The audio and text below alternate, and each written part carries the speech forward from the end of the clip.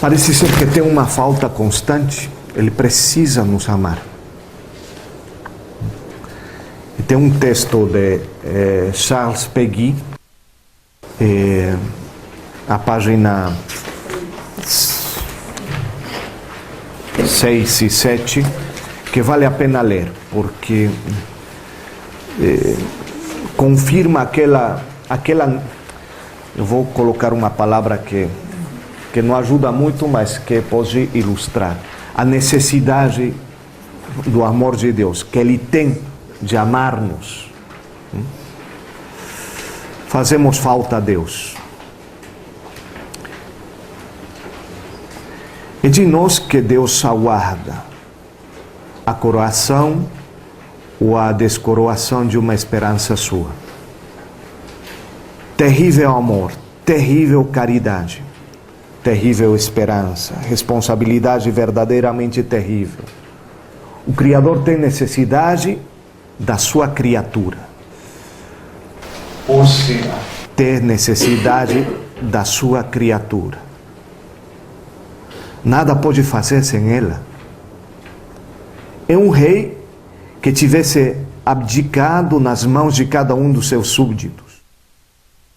Simplesmente o poder supremo. Deus tem necessidade de nós. Deus tem necessidade da sua criatura. Por assim dizer, condenou-se assim. Condenou-se a isso. Fazemos-lhe falta. A sua criatura faz-lhe falta.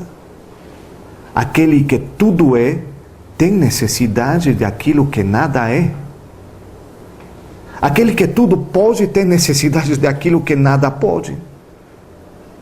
Ele entregou os seus plenos poderes. Aquele que é tudo, nada é sem aquele que nada é. Aquele que pode tudo, nada pode sem aquele que nada pode. Assim, a jovem esperança retoma, reverte, refaz. Restaura todos os mistérios, como restaura todas as virtudes. Nós podemos fazer-lhe falta. Não responder o seu apelo. Não responder à sua esperança. Ser-lhe um defeito. Faltar. Não aparecer. Terrível poder. Os cálculos de Deus mediante nós podem não dar certo. As previsões, as previdências, as providências de Deus mediante nós podem não dar certo. Pela falta do homem pecador. Os conselhos de Deus mediante nós podem faltar. A sabedoria de Deus mediante nós pode falhar. Terrível liberdade do homem. Nós podemos fazer que tudo falte. Podemos estar ausentes. Não acudir no dia em que nos chamam. Podemos não responder ao apelo, exceto no vale do juízo. Terrível favor. Podemos fazer falta a Deus. Eis a situação em que Ele se pôs.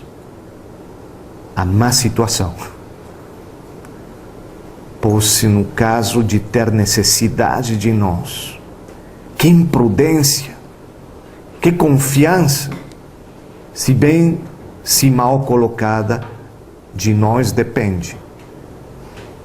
Que esperança, que teimosia, que preconceito, que forma incurável de esperança em nós. Que despojamento de si, do seu poder. Que imprudência, que imprevisão, que imprevidência, que improvidência de Deus. Nós podemos faltar. Nós podemos fazer falta. Nós podemos falhar. Terrível favor, terrível graça. Aquele que tudo faz, dirige-se àquele que nada pode fazer.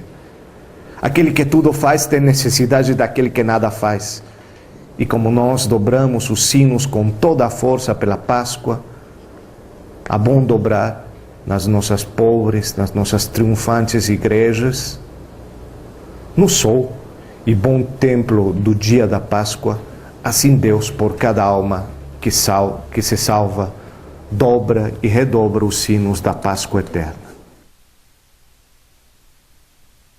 E vocês podem continuar no pórtico do mistério da segunda virtude, aqueles pórticos de Charles Pegut, que são uma delícia. Poderemos continuar. Mas veja, melhor que isso, difícil de dizer. Aquela intuição que vemos que está presente nas almas crentes, nos homens e mulheres de fé, que Deus vem a nós, nos procura, e tanto é assim que se torna dependente de nós. Deus precisa de nós. Ele se torna dependente, parece ser que Ele nos espera. E Ele espera uma resposta. Isso se confirma constantemente. Constantemente.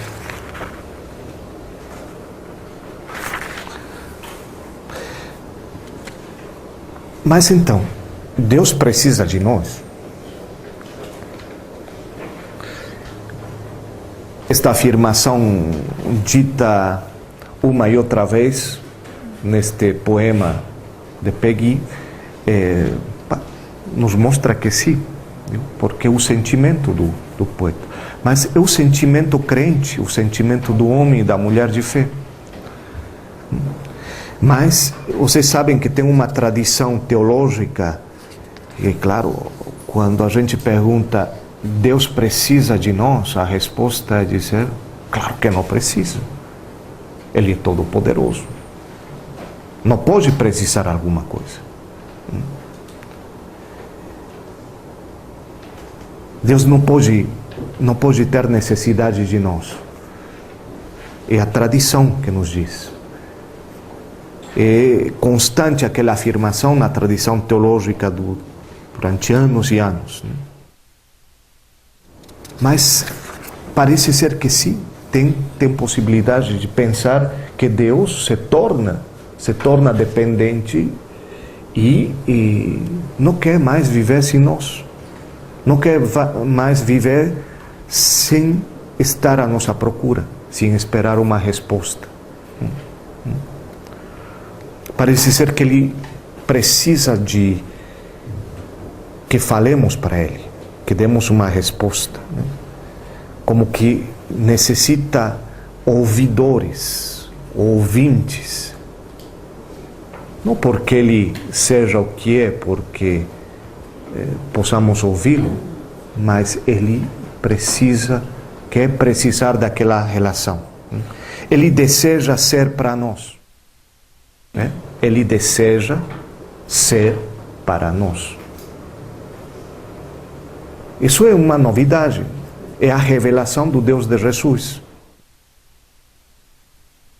Lembram daquela pergunta de Cesareia de Filipe, que Jesus coloca aos discípulos, aquela dupla pergunta, de Cesareia? Duas perguntas. E quem diz as pessoal que eu sou? E vocês, o que dizem? Quem sou? Normalmente a gente pensa aquela pergunta, essa dupla pergunta, a partir de nós. Então precisamos dar uma resposta. A gente diz que tu és um profeta, que tu és, etc. E pergunta a Jesus novamente, e vocês? E aí Pedro responde, tu és o Deus vivo, o Filho de Deus. Então é a identidade de Jesus que está em jogo. É nosso ponto de vista, o que as outras pessoas pensam, o que nós pensamos sobre Ele. Mas já pensaram de uma maneira diferente aquilo? É Jesus? Será que Jesus não precisa ouvir? Dizer de nós quem é Ele para nós? É diferente. Ele precisa, não porque isso estabeleça a identidade dele, mas é como a gente. Precisamos ouvir dos outros o que a gente é. Não porque isso nos configura, mas porque isso ajuda nesse caminho. Não será que Jesus precisava, nesse sentido, ouvir o que é Ele para os outros? É preciso. É necessário que se passe por essa relação. Quem ama se coloca bem por isso e somente por isso na dependência.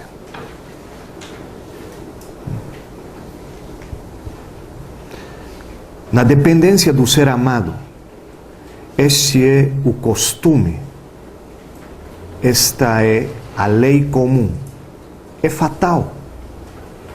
Quem ama depende do ser amado. Mas esta situação é a que Deus se fez a si mesmo ao nos amar. Eis aí até onde se deixou conduzir por seu grande amor.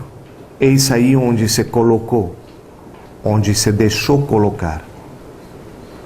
Tanto é assim que deve temer e esperar até do último dos seres humanos.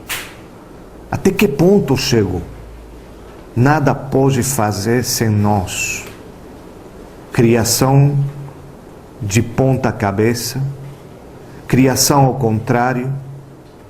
O Criador depende agora de sua criatura. Aquele que é tudo depende, espera de quem não é nada. Aquele que pode espera daquele que nada pode, porque se entregou inteiramente, em toda a confiança. Essa mesma ideia que aparece também nas palavras de Martin Buber, justo embaixo daquele texto. Tu sabes, sempre, nas profundezas do teu coração, tu tens necessidade de Deus, mais do que qualquer outra coisa. Mas não sabes que Deus também tem necessidade de ti, que Ele dá plenitude da sua eternidade, necessita de ti. É curioso porque vocês sabem que Martin Buber tem uma origem judaica, não? Filósofo judeu. Então, claro, não está pensando no Deus de Jesus, certamente, mas aparece já aquele Deus da Torá, do Antigo Testamento, também como um Deus que se faz necessitado da gente, né? Se faz necessitado da gente, né? Bom, é a relação constante, e algo que pode escandalizar a muitos, porque contradiz constantemente aquela ideia de um Deus totalmente independente, separado. Então, aí a imagem de Deus, o conceito de Deus, a figura de Deus, a partir destes textos que acabamos de ler, se transforma. O Deus de Jesus aparece como um Deus diferente, que sai daquilo que é o corriqueiro. Um Deus que não se interessa, que fica independente, de um Deus que simplesmente está longe, né? Está longe.